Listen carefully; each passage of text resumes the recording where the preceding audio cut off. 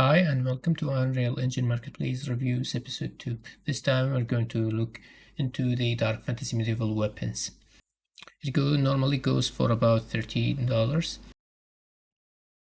These are the weapons. I've laid them out in another level because I didn't like the lightning of the showcase level.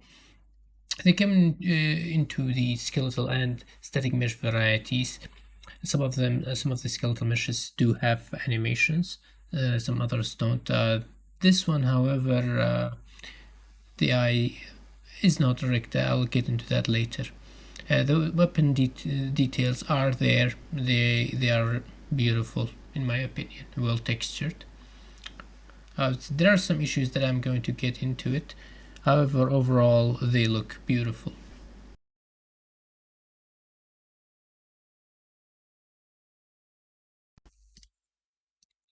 Going into the lightning only view mode to see the details of the meshes, you can see how the meshes were made or modeled. They're not low poly and not high poly. They have enough detail by themselves and is complemented by good normal maps. However, on the skeletal meshes side, there is two mesh issues. This is one of them, the Dark Fantasy and the Rapier. I hope that it gets fixed. Going to the showcase level, I'm going to show the collision. So on the static mesh side, the shells have problem on the static mesh. They're like rotated 90 degrees, and they have good collision in that they usually cover the mesh entirely. Although on that Rapier static mesh, there is missing handle. The shoulders have problem, like I mentioned. That X can be better. However, on the skeletal side, it's actually better.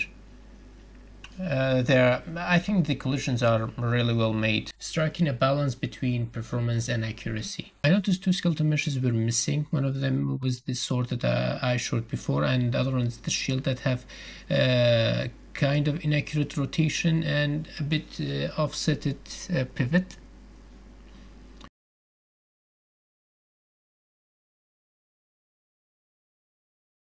All the weapons have one material, so they're optimized on that front. The vertices count usually especially on the static meshes, they're less than 10,000. However, they do come with different LODs, so if you're not using nanite, that can be something already made for you.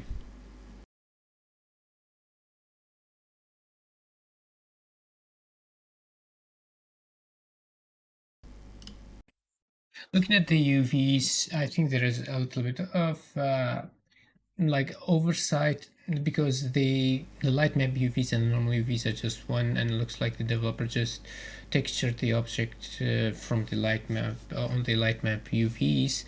Why is it a problem? Well, most of these textures are 4K, except a couple of them are 2K. Some blank ones are like 256. As you can see, like the small side of the axe, both back and forth, I've manually overlapped them, and you can see basically no visual difference in because they share the same pattern. You could even do that with the large one and like combine overlap all four of them into one. I know the small parts have a little bit of different pattern, but it's really mild. I mean, I think this 4K texture could have been made into 2K without much visual degradation. If you have just if the developer have just overlapped some of the UVs, there are many parts that have sharing textures, but they're not overlapped. This is another example. The wings have different UVs on the right, left, back and forth. That's like 4 different UV islands. That could have combined them into one. I know maybe the color variation may have been uniform a bit, but still, I think this is already 2K, could have been saved into 1K. I mean, if the wings are like that, the blades do not share the UVs. Looking into the master material, we got parallax occlusion, snow, base color, diffuse, and many other variations that I'm gonna talk about. Starting with the UV, you can manipulate the UV, stretch them, rotate them. You can. I don't recommend the use of color variation. That one, that node. This one, you can change the brightness. You can change the color. You can change like tinting of the color, and change desaturate the color to white, and then tint it. I think that's best. Uh, just don't go overkill on the color, or to look very ugly. You can change the intensity of the ambient occlusion, change the roughness, and metallic. I don't know why would you want to change metallic. It should either be 1 or 0 most of the time. The specular, however, is put at 0.05. I think for almost all of them should be 0.5 usually. Don't quote me on that, but I think the general 0.5 is the best for most use cases. You can change the strength of the normal. You can make it more. You can see the normal become much more obvious. I think it's already good enough in my opinion. Even like if you decrease it, still I think it will look good. You can use additional normal map, for example, for detail normal map, but I think these are already small. Don't need detailed normal maps. And you can use snow, although I don't like the setup of the snow. It just doesn't look much like snow to me. Your mileage may vary.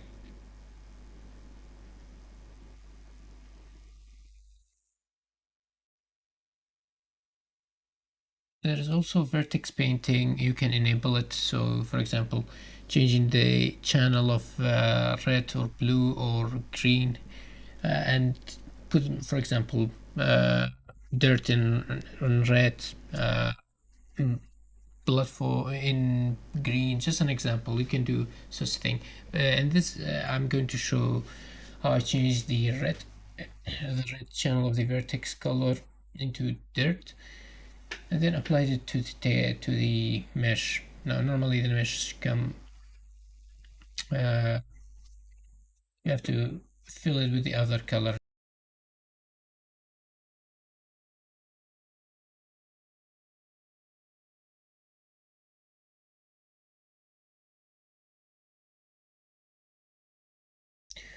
I think I don't like this texture. What is this? The name was dirt, but time to change it.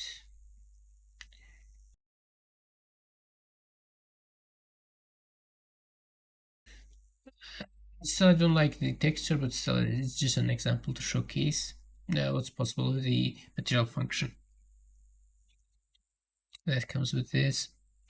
And let's play. There's like some little demo interaction when you play.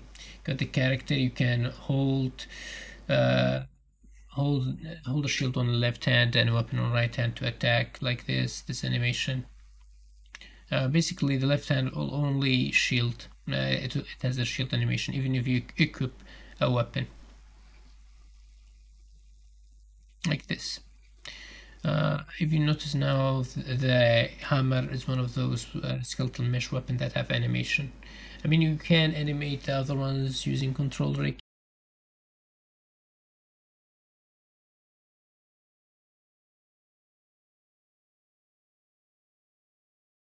Yeah, there is that.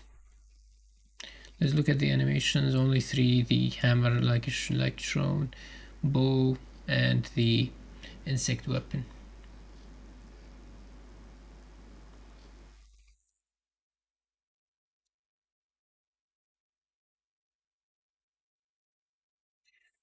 It has lots of things. If you lots of bones, you can just for information, you can change those skeletal meshes into static meshes with uh, vertex animations, so you can still have animation on static mesh. I mean, one of the free ways is to use the anim texture plugin that's included with, I think, EU5 or 5.1 when you can enable it, and there is a learning a tutorial on the learning portal.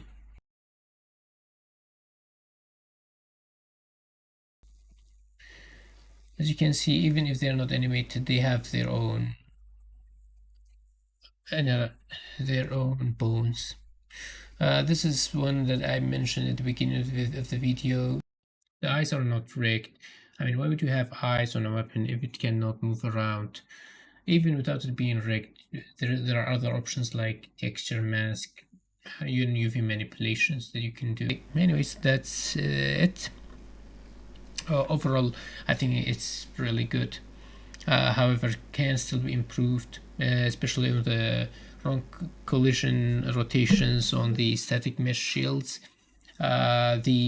The modeling on the two skeletal meshes, the rapier and the other, the dark fantasy one, they're not smooth. The static mesh counterparts don't have such problems, so I'm guessing it's just an oversight on the developer and should be an easy fix. Hopefully, I do wish that the textures were the UVs were a little bit more uh, resource friendly, lower resolution, but still they are they are pretty good. They're unique. Not much weapons like this on the marketplace. Peace out.